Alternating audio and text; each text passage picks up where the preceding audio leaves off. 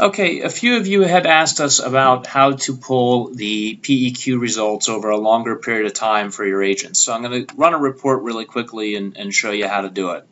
So the first thing is all of our reports are under a tab called Reports here on the left-hand side.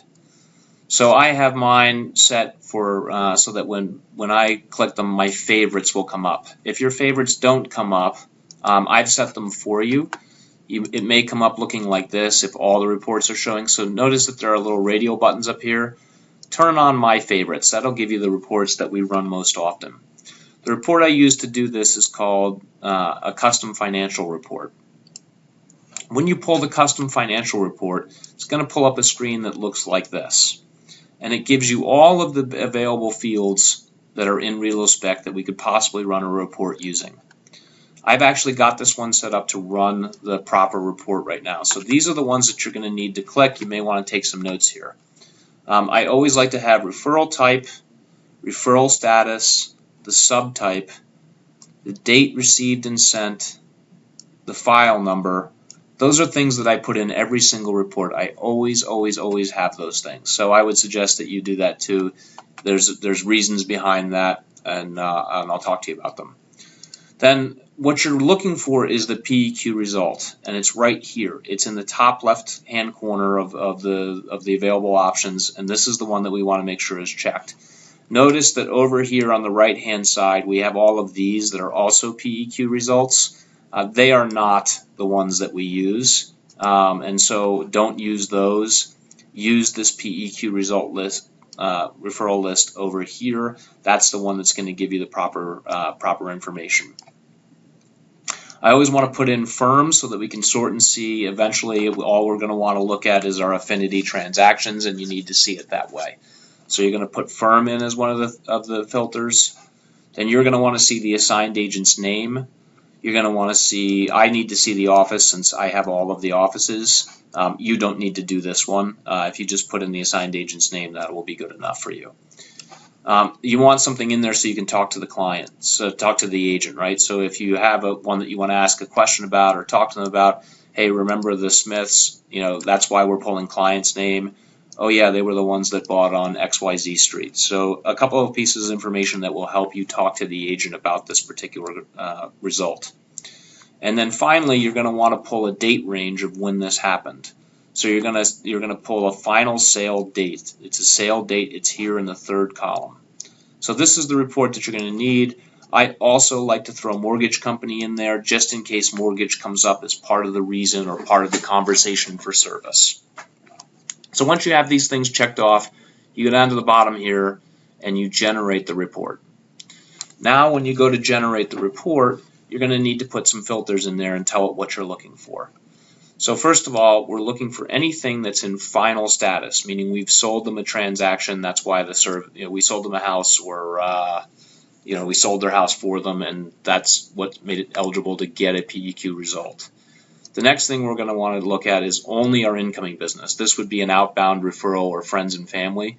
We want to filter it so that we only see the incoming business. Now we're going to come down. I need to filter it to see one of the offices. I'm going to pull Alexandria simply because they're first on my list. And then finally, I'm going to need to put a sale date in.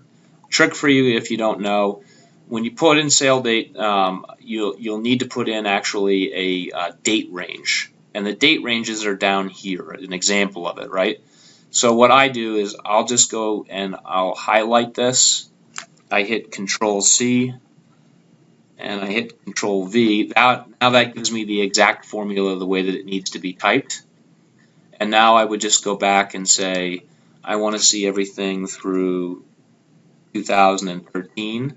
You can go past the date that we are today. I don't know if you know that, but you can. So you can just always put in 12/31 of the year that we're in, and that's going to give you everything year to date. Now if we look back here, it's looking from January of 2012. I want a longer history than that. So let's say I want a 3-year history to try to get as much information as I possibly can.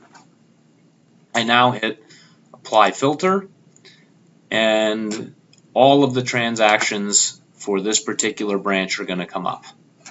Now the next thing you would do is hit the download button to get it into Excel. I'm not going to do that. And the reason I'm not going to do that is because it just takes time. So I've already done it, and here's what it looks like when it comes up. Yours will be a little bit garbled looking because I've already sorted mine around a little bit. You'll need to spread the columns out and do some different things. When you do it, every single transaction that we did is going to be in here, right? So the broker to brokers, all the different things all the different types of transactions that we do are in here. So go to this column firm and hit the sort button. Since I've already sorted it, that's all I have is affinity, but you'll see you'll have the affinity transactions at the top, and then you're going to have a bunch of broker to brokers and corporate referrals and outside referrals. Get rid of all those other opportunities. There is no surveys that come back for those. And then notice that since we used to code things a little bit differently, sometimes it comes up as USAA. So look down towards the bottom for any form different for USAA.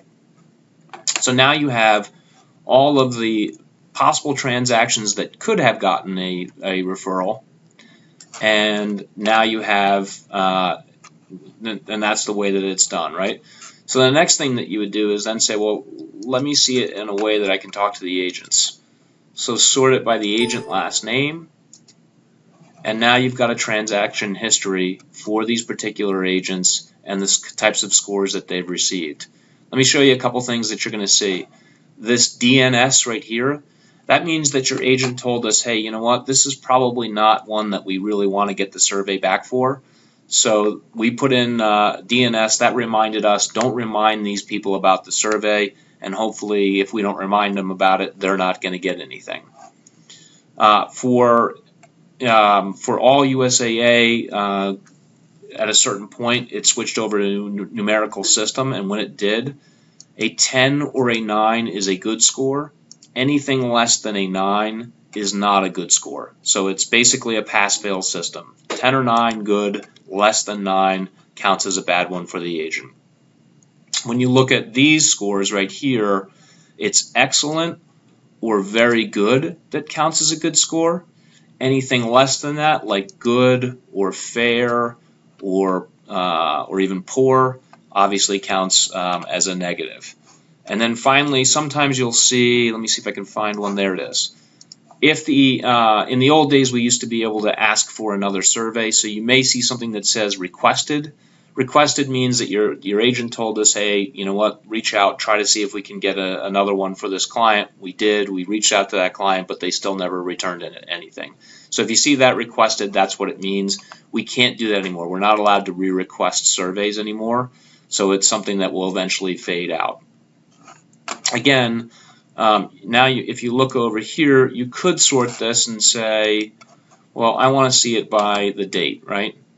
So I can sort it and look over here and say, now I've got it sorted by old and new, right? And this one I only went back to 2012. On that other one I actually went back further. So now I could pull just my February. Anything past February of 2013 was the old electronic survey. And that's the next thing we're going to talk about, how we can get the agents to reach out and see, do these people possibly still have this in their email. So this is how you pull the report. This is what I suggest that you do with it. It would give you a good history that you could put together for your agent. Split these up into individuals, right? You know, pull, just pulling, let's say if I sort it by agent, I can now take and say, okay, here's all the Rod Appleton stuff. I can put that onto a separate sheet. I can now print this sheet out, put it in a file, and now I've got all of his old history, and as new surveys come in, I can put the actual copy of the survey in that folder. It's important that we keep a history for these guys, because otherwise, you know, they just don't get enough surveys in 1 year to tell us a full profile. But over a course of time, it really will tell you a good profile about their service. Hopefully this video helps you guys a little bit, and any questions, please let me know.